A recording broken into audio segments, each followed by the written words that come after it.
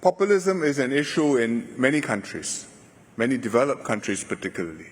And I think they can see some of the reasons for it because there's a divide between the elites and the masses of the population. The population feel that the system has not been fair to them. They have not got their share of the efforts they have put into it, that they have been left behind, at least relatively.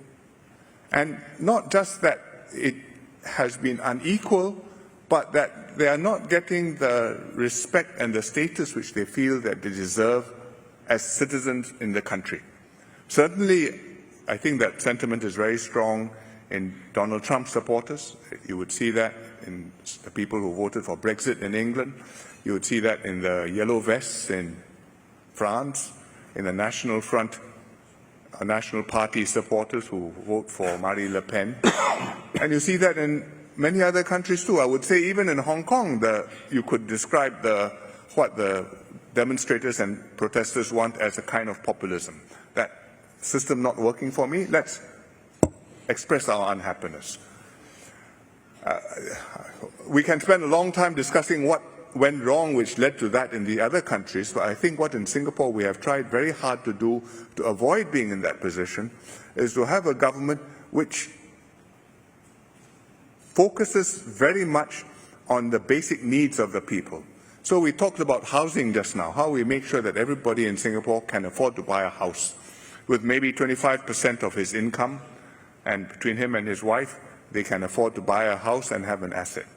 We talked briefly about healthcare, how we've got a healthcare system which provides good health services to everybody.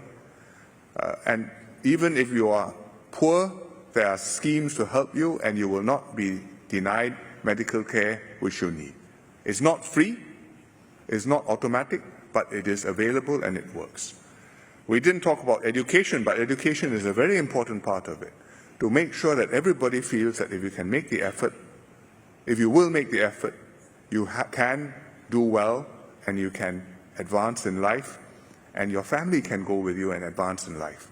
And having graduated from school or university or polytechnic, that there will be opportunities for you to continue to upgrade yourself, renew your skills, learn new jobs, and equip yourself to cope with new demands.